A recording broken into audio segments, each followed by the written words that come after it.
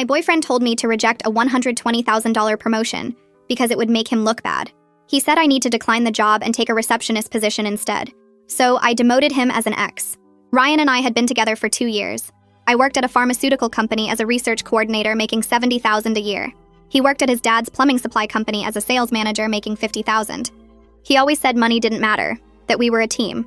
I believed him. Last month, my boss called me into her office. She offered me the director of clinical trials position, $120,000 salary, company car, 4 weeks vacation, stock options. I'd worked 60-hour weeks for 5 years to earn this. Stayed late reading protocols, took weekend certification courses, flew to conferences on my own dime to network. When I told Ryan that night, his face changed. Not happy, not proud, something else. He said we should think about it carefully. I asked what there was to think about. He said a promotion like that came with a lot of stress and longer hours, that I was already tired from my current job, that maybe I should focus on our relationship instead of my career. I thought he was concerned about me burning out, but then he started listing other problems. His mom wouldn't understand why I made more than him. His brother would make jokes at Sunday dinners. His friends would think he was less of a man. He actually used those words, less of a man. He said I should consider how my success would affect his reputation. I told him his reputation wasn't my responsibility. That's when he got mean. He said I was being selfish, that relationships required sacrifice, that his ex-girlfriend understood the importance of letting the man be the provider. He brought up his ex-girlfriend who worked part-time at a flower shop, the one he always said was boring and had no ambition. Suddenly, she was the ideal partner. For a week, he sulked. Wouldn't celebrate with me, wouldn't tell anyone about my promotion. When my parents called to congratulate me, he left the room. When my sister sent champagne, he said it was excessive. He started forwarding me articles about women who regretted prioritizing careers over family. Stories about successful women who ended up alone. Statistics about divorce rates when wives earned more. He bookmarked a blog post called How to Be a Supportive Partner Without Losing Yourself and left it open on my laptop. The post was about women stepping back to let their men shine. Then came the ultimatum. 3 days before I had to give my answer, Ryan sat me down. He said he'd been thinking and realized this promotion would destroy us. If I took it, he'd always feel inferior. His family would judge him. His coworkers would laugh behind his back. He needed me to decline. For us. For our future. He'd even called his dad's friend who owned a dental office. Got me an interview for a receptionist position. $35,000 a year but regular hours and no stress. Perfect for when we had kids. Kids we'd never discussed. I said absolutely not. He said I was choosing money over love. That I was materialistic and power-hungry. That no man would want a woman who needed to be the boss. That his mother warned him I was too ambitious. His mother who hadn't worked a day in her life and spent her husband's money on designer bags. I packed my things that night while he was at his buddy's house. Took everything that was mine, which turned out to be most of the apartment since I'd paid for the furniture, the TV, the kitchen appliances. Left him with his gaming chair and the mattress he'd brought from his mom's house. He came home to an empty apartment and called me screaming. Said I was vindictive and crazy. That I'd regret this when I was 40 and alone. That no one would want a woman who put career first.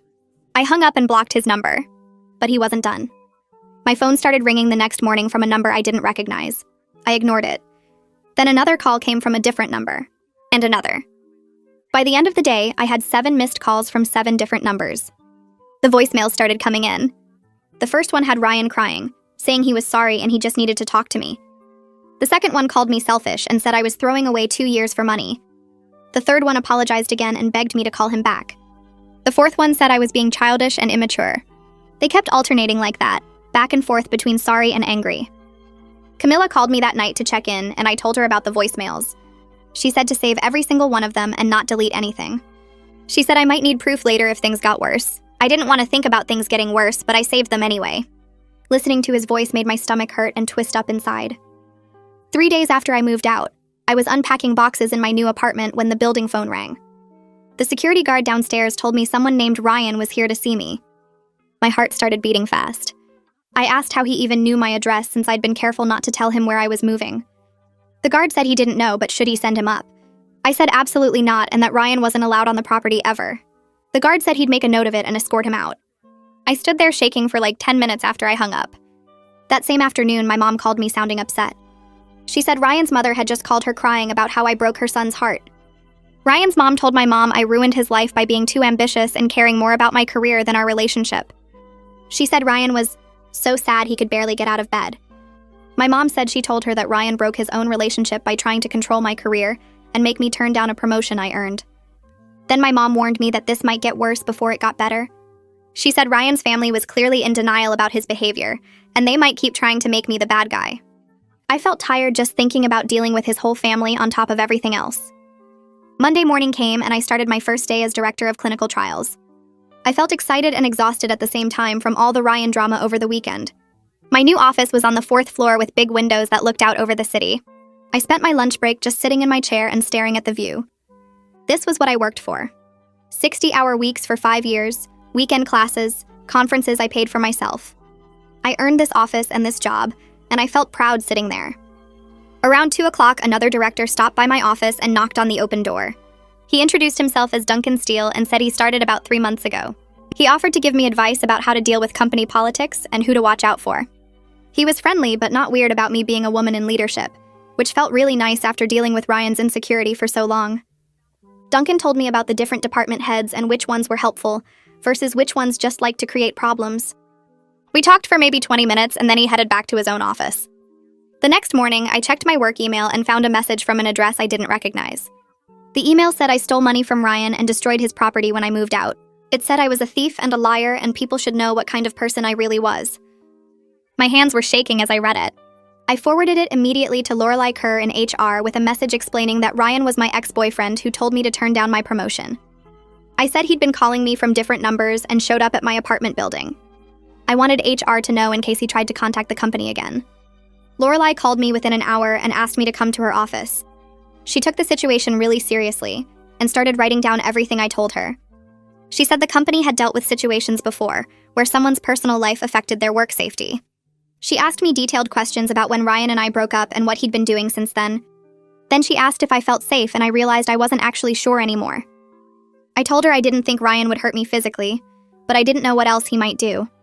She made notes about everything and said she'd flag my name with building security so they'd know to watch for him. That weekend, Ryan posted on social media about gold diggers who leave their partners the second they get a little success. He didn't use my name, but he tagged a bunch of our mutual friends in the post. I didn't respond or react to it at all, but several friends started texting me asking what happened between us. Some of them seemed genuinely concerned and others seemed like they just wanted gossip. I didn't reply to most of them because I was too tired to explain the whole story over and over. Sunday afternoon, I met up with Camilla at a coffee shop near my apartment. I told her everything about the calls from different numbers, Ryan showing up at my building, his mom calling my mom, and now the fake email to my work. Camilla got really mad on my behalf. She said Ryan was escalating his behavior and I needed to document everything carefully. She insisted I should think about getting a lawyer or filing some kind of legal complaint before this got any worse. I felt overwhelmed by the idea of lawyers and legal action. I just wanted him to leave me alone, so I could focus on my new job. Monday morning arrived and I had my first staff meeting with my new team.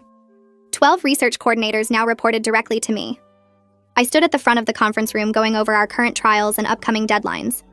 It felt weird and kind of unreal to be the one leading the meeting instead of sitting in the audience. About halfway through, I caught myself wondering if Ryan was right that I couldn't handle the pressure of this position. Then I shut that thought down hard and kept talking about protocol timelines. These people were counting on me to lead them, and I wasn't going to let Ryan's voice in my head make me doubt myself. After the meeting, 3 of the coordinators stayed behind to ask questions about their specific projects. I answered each one and felt my confidence coming back with every response. I knew this work inside and out. I earned this promotion through actual skill and hard work, not luck or connections. Ryan's opinion about what I could or couldn't handle didn't matter anymore. He wasn't my problem to manage or my ego to protect. I had a whole team depending on me now and real responsibilities that mattered way more than his hurt feelings about making less money than me. Tuesday afternoon, I got a Facebook message from Ryan's brother Mark. He said I embarrassed their whole family and Ryan was crushed because of me. He wrote that I acted like I was better than everyone, and Ryan deserved someone who appreciated him. I took a screenshot of the entire message and saved it to the folder on my computer where I was keeping everything Ryan related. Then I blocked Mark on every platform I could think of. I didn't respond because there was nothing to say to someone who thought Ryan's behavior was my fault. 2 weeks into my new role, I was managing 3 major clinical trials at once. Trial A was testing a new diabetes medication, and we had 200 patients enrolled across 15 sites. Trial B focused on autoimmune disorders with 90 patients at 8 locations. Trial C was our biggest project, a cardiovascular study with 350 patients at 20 sites nationwide. I created tracking systems for each trial using color-coded spreadsheets that showed enrollment numbers, adverse events, protocol deviations, and site performance metrics. During my weekly check-in with my boss, she pulled up my organizational dashboard on her computer and spent 5 minutes just looking at it. She told me the system was exactly what the department needed and asked if I could train the other coordinators to use similar methods. I felt this rush of pride that had nothing to do with Ryan or proving him wrong. This was just me being good at my job because I worked hard and knew what I was doing. My confidence started coming back in small moments like that, when I remembered I earned this position through actual skill. Friday night around 2 a.m, my phone rang with a number I didn't recognize. I was half asleep and answered without thinking. Ryan's voice came through rambling about how I never appreciated everything he did for me. He said he supported my career and helped me get where I was today. He claimed he always encouraged me to work hard and go after promotions. The total rewrite of history was shocking, but the timing worried me more. Why was he calling at 2 a.m? Was he drunk or just unable to sleep because he was thinking about me? I hung up and blocked that number too, but I couldn't fall back asleep. The next week, I went to the phone store and changed my number completely. I only gave the new number to my parents, my sister, and Camilla. For 3 days, my phone stayed quiet, and it felt like relief. No unknown numbers calling, no voicemails from Ryan, no messages from his family members. I started to think maybe he was finally done. Thursday morning, Lorelai from HR called my desk phone and asked me to come to her office. Her voice sounded serious and professional in a way that made my stomach hurt. When I got there, she closed the door behind me and said someone had contacted the company's general information line.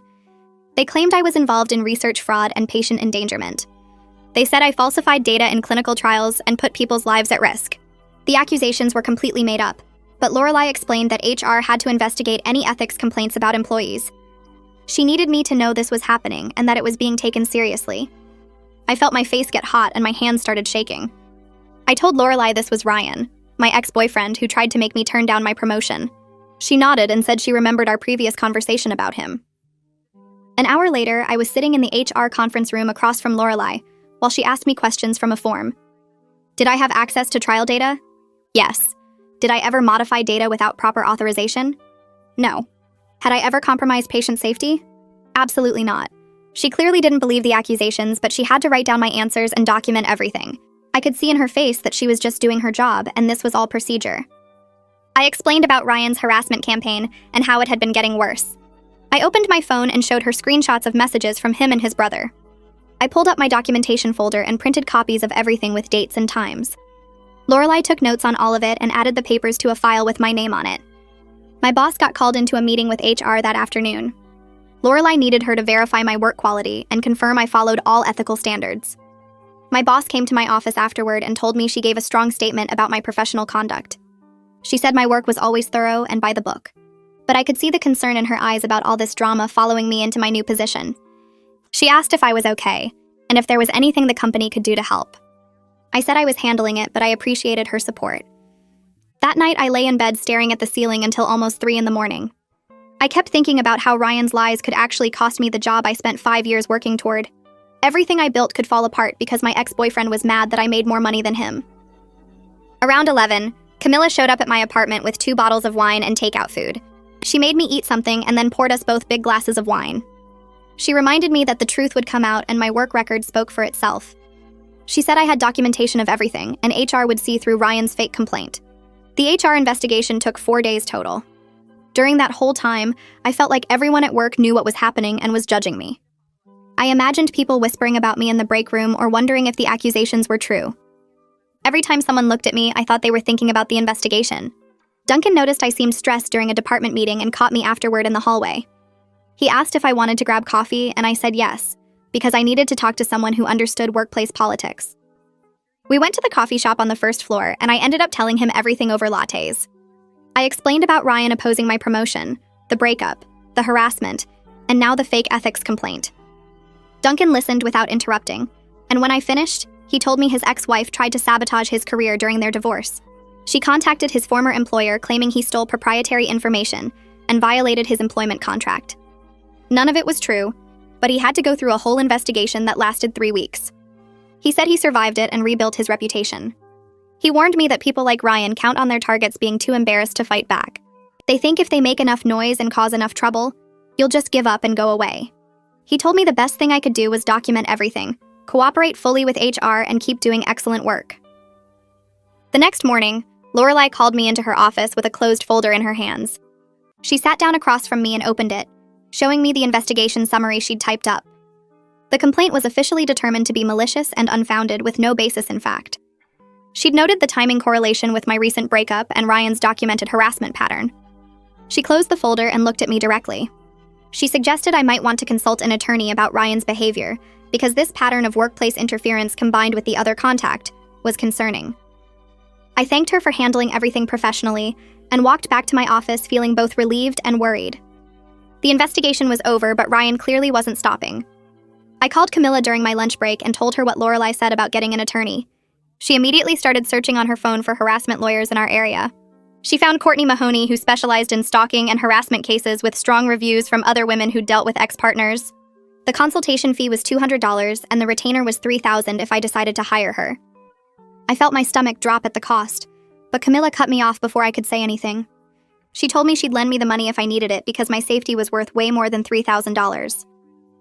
I made the appointment for Thursday afternoon and tried to focus on work for the rest of the day. Thursday came and I drove to Courtney's office in a building downtown near the courthouse. Her office was small but professional, with law books lining the walls and case files stacked on her desk. She was probably in her late 40s with short gray hair and a no-nonsense way of talking that made me feel like she'd seen this situation 100 times before.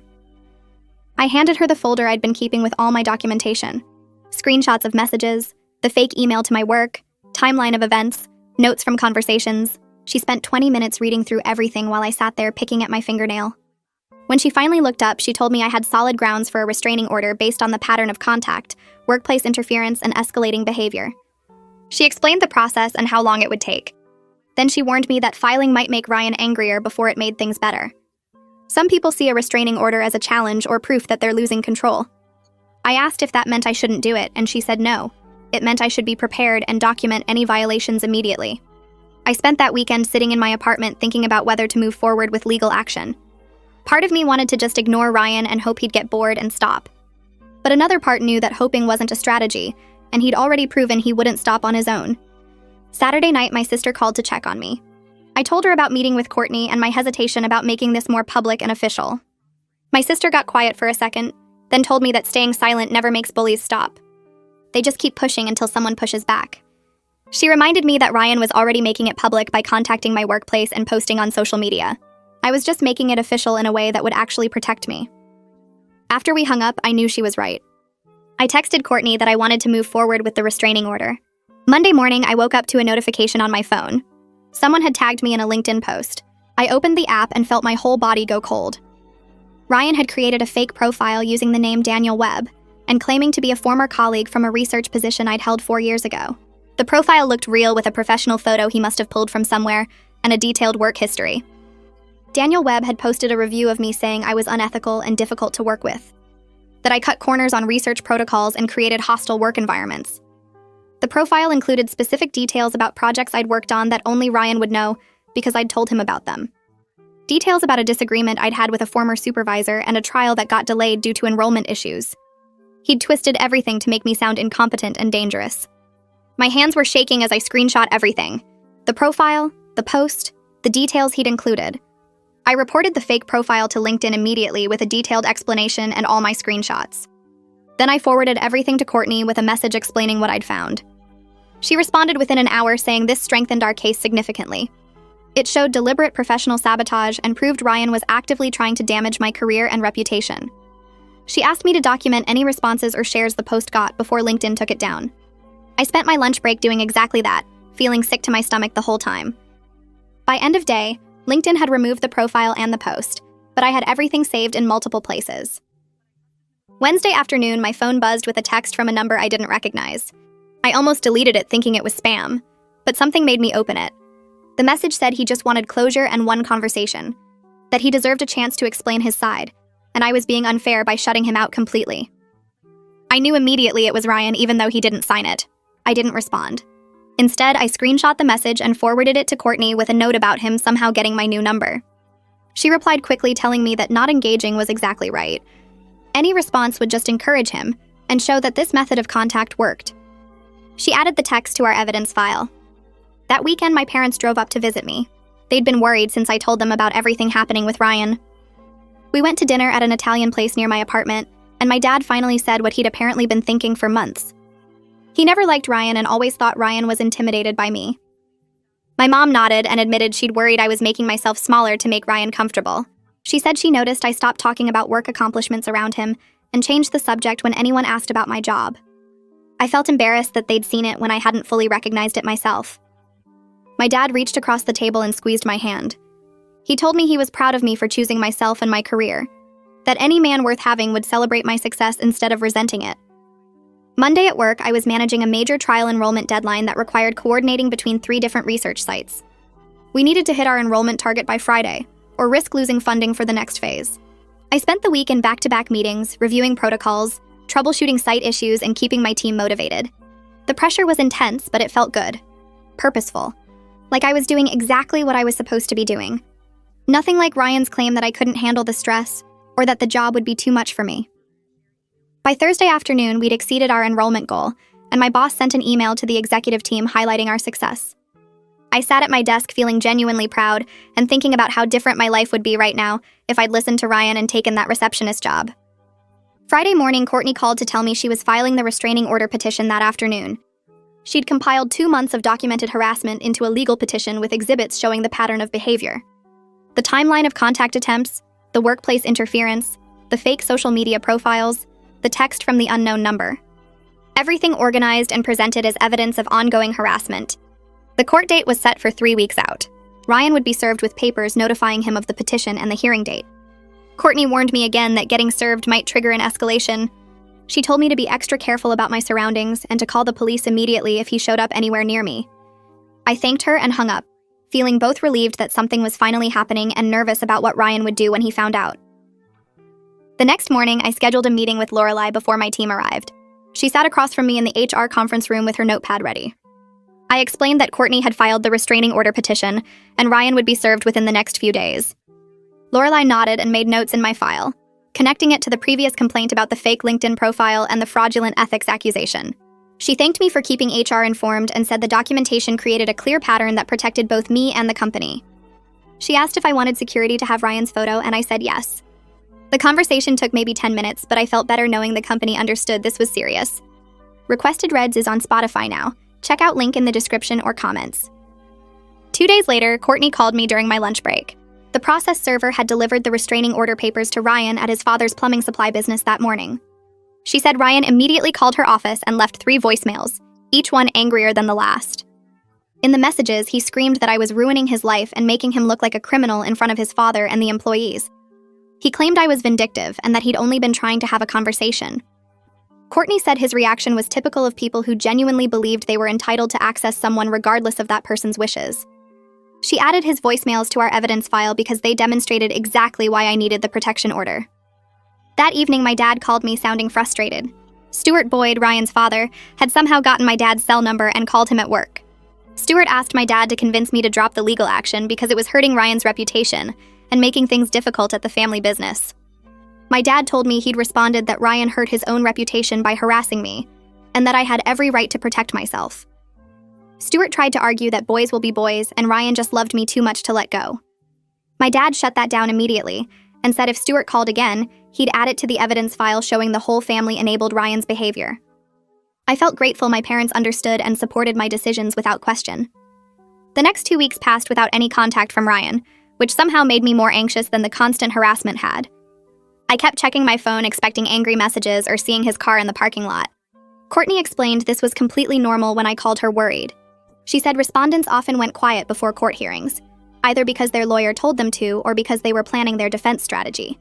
The silence felt ominous rather than peaceful.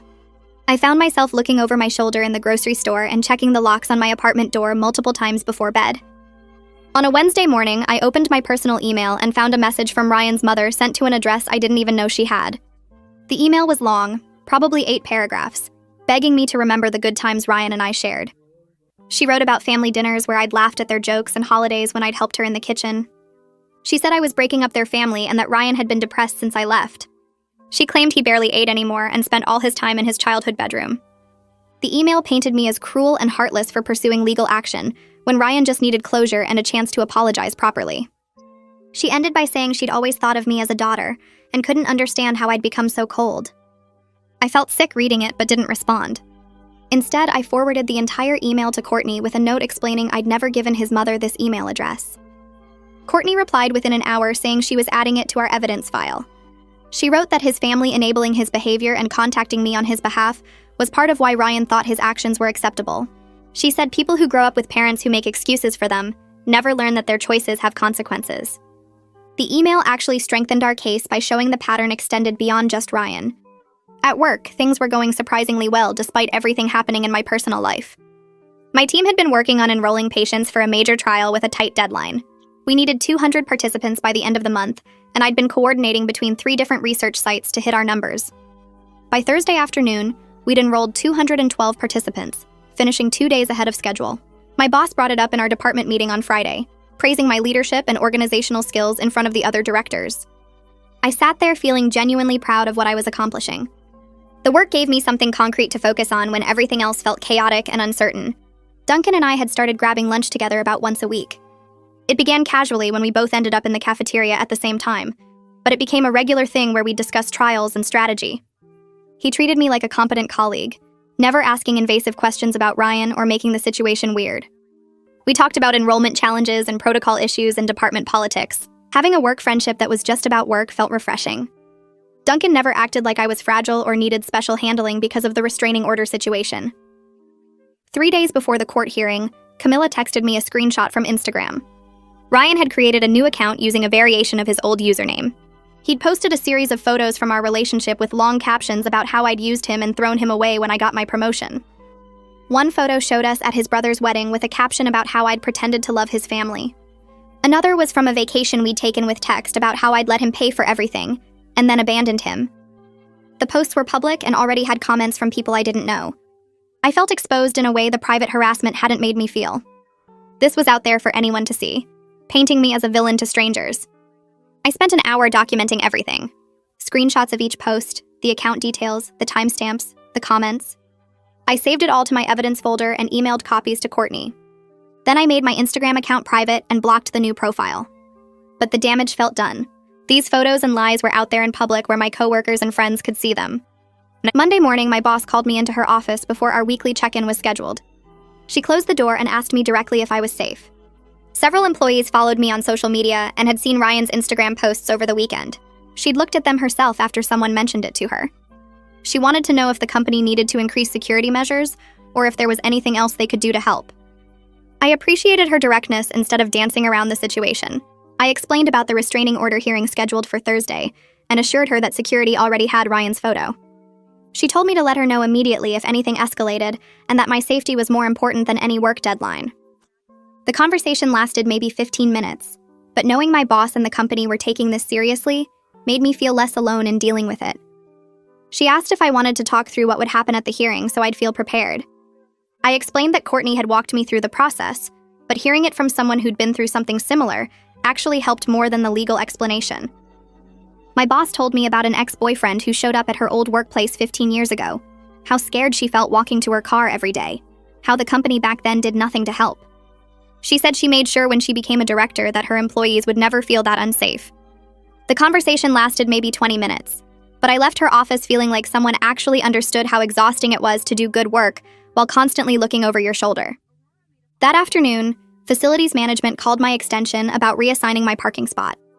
They moved me from the back lot to a space right next to the main entrance, one of the spots usually reserved for executives. Security got an updated photo of Ryan and instructions to call the police immediately if he showed up on company property. I sat in my new parking spot after work that day and felt this wave of anger wash over me. The fact that any of this was necessary, that my company had to treat my ex-boyfriend like a legitimate threat, that I couldn't just park in the regular lot like a normal person. I was mad at Ryan all over again for making my life this complicated, for forcing everyone around me to accommodate his inability to handle rejection like an adult. Thursday morning arrived faster than I wanted. Camilla picked me up at 8 because I didn't trust myself to drive to the courthouse without my hands shaking the whole way. She brought coffee and breakfast sandwiches and didn't try to make small talk when I clearly wasn't in the mood. Courtney met us outside the courtroom at 9:30. She looked professional and calm, which helped settle some of my nerves. She reminded me to stay quiet unless the judge asked me a direct question, to let her handle the legal arguments, to keep my face neutral no matter what Ryan said. We walked into the courtroom and Ryan was already there with his father. No lawyer, No legal representation, just the two of them sitting on the opposite side looking like they thought this was all some big misunderstanding. Ryan wore a button-down shirt and khakis like he was going to a job interview. His dad kept whispering to him and patting his shoulder. The judge called the case and asked both sides to present their positions. Courtney went first, laying out the timeline of harassment with specific dates and examples. She submitted printouts of the voicemails, text messages, emails, fake social media accounts, the complaint to my workplace. The evidence filled a 2-inch binder that she placed on the judge's bench. Ryan's face got red while Courtney talked. When the judge asked if he wanted to respond, Ryan stood up and started talking without any clear organization. He told the judge that I was just mad because he broke up with me, that I couldn't handle rejection, that I was making all of this up to get revenge. The judge looked at the timeline Courtney submitted showing I ended the relationship, then looked back at Ryan. She asked him to explain why he contacted my workplace if he'd broken up with me. Ryan stumbled over his words, said he was just trying to warn them about my character, that he thought they should know what kind of person I really was. The judge asked why he created fake social media accounts. Ryan said he needed a way to tell his side of the story after I blocked him everywhere. His answers kept contradicting his claim that he'd ended the relationship. The judge started asking more specific questions about the workplace complaint. Why did he accuse me of research fraud if he just wanted closure? Why did he contact my company's general information line instead of reaching out to me directly? Ryan got defensive and his voice got louder. He said I was ruining his reputation, that his friends were asking questions, that his family was upset. The judge asked him to lower his voice. His father tried to jump in, and the judge told him firmly that he wasn't a party to this case. Courtney submitted the Instagram posts and Ryan's mother's email as additional evidence of the harassment pattern extending to his family. Ryan started arguing that his mom was just trying to help, that I was being unreasonable by involving the courts. The more he talked, the worse he made his case. His anger right there in the courtroom showed exactly why I needed protection from him. The judge took about 5 minutes to review all the evidence, then granted the restraining order for 1 year. She listed the terms out loud.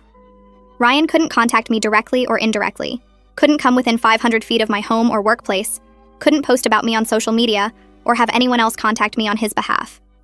Violations would result in immediate arrest. Ryan's mouth actually fell open like he couldn't believe there were real consequences for his actions. His father started to say something, and the judge shut him down immediately. Walking out of the courthouse felt surreal. My legs were shaky, and I realized I'd been holding tension in my whole body for the past hour. Camilla hugged me in the parking lot, and I almost started crying from relief. Courtney reminded me that the restraining order was only a piece of paper. Some people respected them. Some people violated them out of spite. I needed to report any violations immediately, not give him chances or try to handle it myself. She said some people escalate after losing control in court because they're angry about the public humiliation. I promised to call the police at the first sign of any contact. The weekend after the hearing, I barely left my apartment. I felt exhausted in a way that had nothing to do with being physically tired, just drained from months of dealing with Ryan's harassment and the stress of legal proceedings. By Monday, I felt more like myself again. Work that week was noticeably calmer without the constant background anxiety about what Ryan might do next. I didn't jump every time my phone rang or check over my shoulder in the parking lot. I focused on preparing a presentation for the executive team about outcomes from our major trials. The data looked strong, and I spent hours making sure my slides were clear and compelling. Lorelai called me down to HR on Wednesday.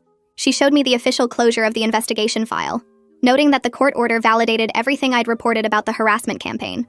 She told me she was really impressed by how professionally I'd handled the situation, that a lot of people would have fallen apart under that kind of pressure. I thanked her for taking it seriously from the beginning, for believing me when Ryan tried to make me look like the problem. Friday afternoon, I presented to the executive team in the big conference room on the top floor. My boss introduced me, and I walked them through the trial data, enrollment numbers, timeline projections, and budget analysis. I answered questions about protocol modifications and patient retention strategies. The CEO spoke up at the end to say my presentation showed exactly the kind of clear thinking and strategic planning the company needed. He said my communication skills and ability to manage complex projects were impressive. I walked out of that conference room feeling genuinely proud. This was what I'd worked for, what all those 60-hour weeks and weekend courses had been building toward. Recognition based purely on my ability to do the job well, nothing to do with anyone's ego or insecurity about my success. 2 weeks later, my phone buzzed with a text from a number I didn't recognize. The message made my stomach drop. Ryan had used his father's phone to send me 3 paragraphs about how I destroyed his life and turned all his friends against him because of the court case. He said I was vindictive and cruel for getting a restraining order over nothing. He claimed he just wanted to explain his side, and I was being unreasonable by refusing to talk to him like an adult. I took screenshots of every message before he could delete them. My hands shook a little while I pulled up Courtney's contact info and called her office. She answered on the second ring, and I read her the messages word for word.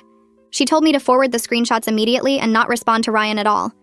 She said this was exactly the kind of violation that judges took seriously, because it showed he thought the rules didn't apply to him. I sent her the screenshots while we were still on the phone. She said she'd file the violation report with the court first thing in the morning, and I should expect Ryan to be called in for a contempt hearing. I asked if this meant he'd actually face consequences, and she said yes. Judges don't like it when people ignore their orders right away. That night, I barely slept, worried Ryan would escalate further or find other ways to contact me. But my phone stayed quiet, and I kept checking the screenshots to make sure they were still saved. Courtney filed the violation report on Wednesday morning and called me that afternoon to say the court scheduled a hearing for the following week. She explained that Ryan would have to appear before the same judge who granted the restraining order and explain why he violated it. She warned me that he'd probably make excuses about not understanding the order or claim it was an emergency. The hearing happened on a Tuesday morning, and I took a half day off work to be there. Ryan showed up looking angry and defensive, sitting on the opposite side of the courtroom with his father next to him again. The judge called the case and asked Ryan directly why he contacted me from his father's phone when the restraining order explicitly prohibited any direct or indirect contact. Ryan started saying he just needed closure and wanted to explain how the court case affected his friendships. The judge cut him off and asked if he read the restraining order that clearly stated no contact meant no contact for any reason. Ryan got flustered and said he didn't think one text counted as harassment. The judge's expression got stern, and she said the order wasn't a suggestion. It was a legal mandate with consequences for violations. The judge issued a formal warning right there in the courtroom. She told Ryan that the next violation of any kind would result in immediate arrest and jail time. She said she was giving him one chance to understand that restraining orders exist to protect people from unwanted contact, regardless of the reason for that contact. Ryan's face went red and he started to argue, but his father grabbed his arm to stop him. The judge said the warning was now part of Ryan's court record, and any future violation would be treated as willful contempt. She dismissed us, and I walked out feeling like I could finally breathe properly. Courtney walked me to my car and said this was the moment when most people who harass others finally get that their actions have real legal consequences. She said some people needed to see a judge threaten jail time before they'd actually stop. I thanked her for handling everything so professionally, and she told me to call immediately if Ryan tried anything else. I drove back to work feeling cautiously hopeful that maybe this nightmare was actually ending. The stress from months of Ryan's harassment finally caught up with me, and I realized I needed professional help to process everything. I found Vanessa through my insurance provider and scheduled my first therapy appointment for the following Thursday. Her office was in a quiet building downtown with comfortable chairs and soft lighting that made me feel less nervous about being there. I told her the whole story from Ryan's ultimatum about my promotion through the restraining order and violation hearing. She listened without interrupting, and then said something that surprised me. She told me Ryan's behavior was emotionally abusive long before the harassment campaign started. I'd been so focused on the stalking and workplace interference that I hadn't really thought about how he treated me during our relationship. Vanessa pointed out that demanding I turn down my promotion was controlling behavior designed to keep me dependent and small. She said the articles he sent me and the pressure about his family's opinions were manipulation tactics to make me doubt myself. Over the next several sessions, we worked through how I'd minimized my own achievements during the relationship to avoid triggering Ryan's insecurity. I told Vanessa about staying quiet when his family made comments about my job, or how I'd downplay my successes when his friends asked about work. She asked me why I felt responsible for managing Ryan's emotions about my career. I said I thought I was being supportive and considerate of his feelings. Vanessa shook her head and explained that I was sacrificing my own joy and pride to protect his ego. She said healthy partners celebrate each other's success, instead of requiring the other person to dim their light. I started crying in her office because I realized how much energy I'd spent trying to make Ryan comfortable with my achievements, instead of just being proud of myself. She handed me tissues and told me that recognizing these patterns was the first step toward building healthier relationships in the future. 3 months after the restraining order hearing, I was genuinely thriving at work. I managed 5 major clinical trials simultaneously, and my team respected my leadership without me having to prove myself constantly. I'd stopped second-guessing every decision and learned to trust my expertise and judgment. The trials were progressing smoothly with strong enrollment numbers and good patient retention rates. My boss complimented my organizational systems during our monthly check-in and said the executive team was impressed with my performance. I realized I wasn't walking on eggshells anymore or worrying about what Ryan might do next. The constant background anxiety that had been with me for months finally lifted, and I could focus completely on my work. My team started coming to me with ideas and suggestions instead of just problems, which showed they trusted my leadership style. I took my full lunch breaks without checking my phone every 5 minutes and actually enjoyed the downtown coffee shop near our building. Duncan stopped by my office one afternoon and mentioned he'd heard through industry contacts that Ryan's father's business lost a major contract with a regional hospital system. He said Ryan had apparently been complaining to people that it was somehow my fault for making his family look bad. I felt absolutely nothing except relief that Ryan and his problems weren't mine anymore. Duncan asked if I was okay, and I told him honestly that I didn't care what happened to Ryan or his father's business. He nodded and said that was probably the healthiest response. We grabbed coffee and talked about the new trial protocols coming through our department instead. I appreciated that Duncan never made my past drama into gossip or treated me differently because of what happened. He just stayed professional and friendly without prying into my personal life beyond making sure I was safe.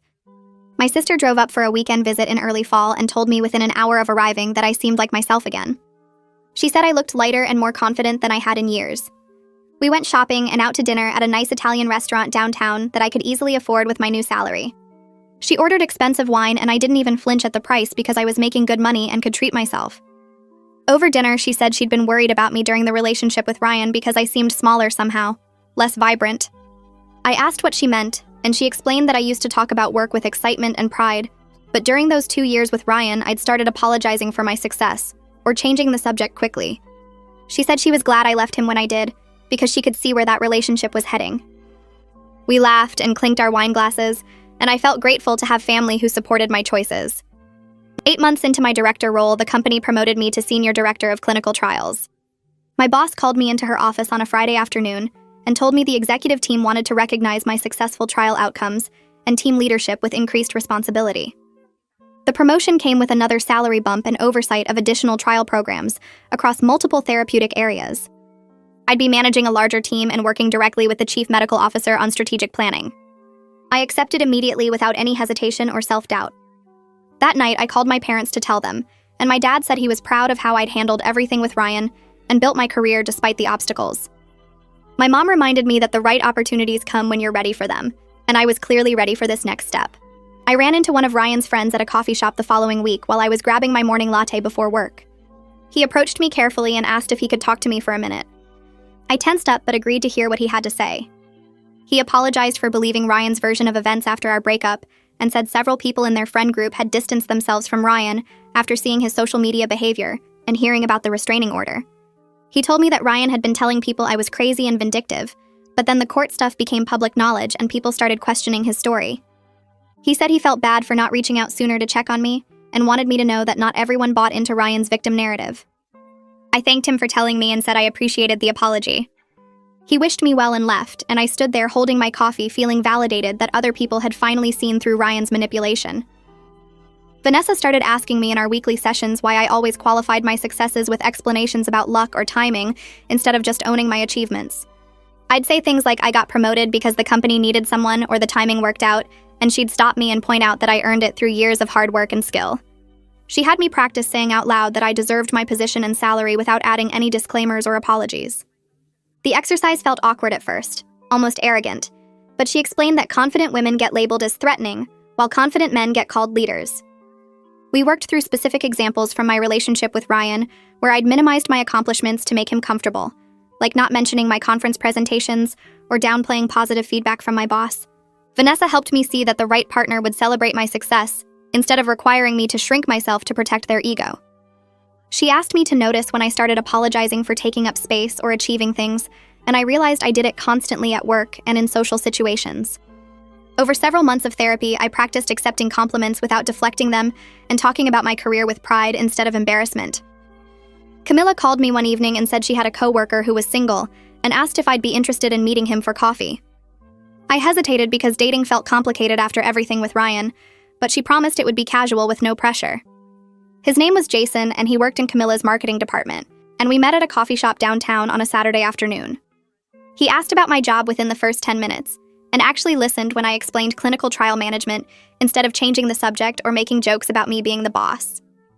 Jason told me about a project he was leading at work, and we compared notes about managing teams and dealing with difficult stakeholders. The conversation flowed easily without any weird competition or him trying to one-up my accomplishments. We went on 2 more casual dates over the next month, but the chemistry wasn't quite right for anything serious, and we both recognized it.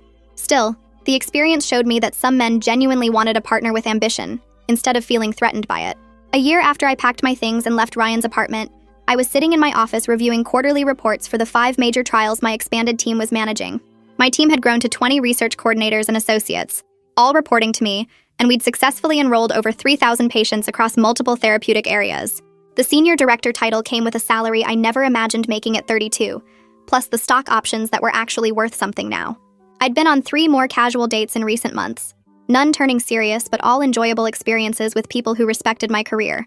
My calendar showed dinner plans with Camilla tomorrow and brunch with my sister next weekend, the kind of regular friendship investment I'd neglected during my relationship with Ryan. I looked at my team's success metrics and felt genuinely proud without any voice in my head telling me to be humble or apologize for doing well. Choosing myself over Ryan's insecurity wasn't selfish like he claimed.